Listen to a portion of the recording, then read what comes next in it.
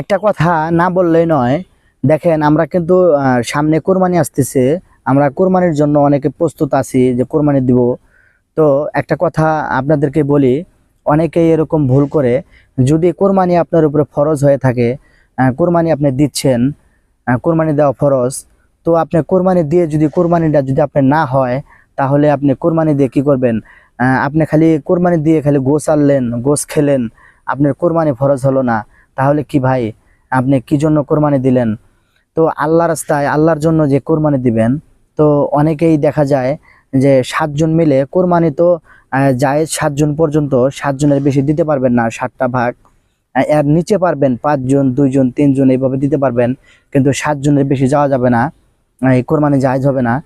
তো সেটাই বলছিলাম যে অনেকেই দেখা যায় যে আমি আপনাকে কোরবানিতে ভাগ দিছি 10,000 টাকা, এর মধ্যে দেখা যাচ্ছে যে আমি আরো 3 জনের কাছ থেকে 3,000 করে টাকা, 2,000 করে নিছি, আমার সাথে আছে 3 জন। তো এইভাবে যদি যারা 7টা ভাগ দিয়ে কোরবানি দেন, তাদের সাথে যদি আরো 2-3 জন করে থাকে, তাহলে দেখা যাচ্ছে 10 জন 15 জন করে হয়ে যাচ্ছে। আসলে এইভাবে কোরবানি হবে না। তো আপনারা এই কাজগুলো কখনোই করবেন না। 7 জনের বেশি আপনারা কারোর সাথে যুক্ত করে নিয়ে কোরবানি দিবেন না।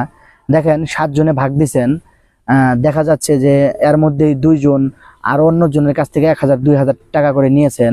দেখেন আপনাদের কারণে আরো যারা 5 জন সাথে আছে আপনাদের, তাদের কোরবানিটা হবে না।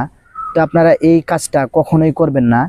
একদম সহিপূর্ণভাবে আপনারা বুঝে আপনাদের কোরবানিটা দিবেন। তো প্রত্যেকটা ভাইদেরকে বলি, আমার ভিডিওটা আপনারা দেখবেন, শুনবেন, আর এইভাবেই আপনারা আপনাদের উপর যে ফরজ হয়েছে কোরবানিটা, সুন্দর সহিভাবে আপনারা বুঝে শুনে কোরবানি দিবেন। আল্লাহ তাআলার দরবারে আপনাদের সওয়াব পৌঁছে যাবে ইনশাআল্লাহ।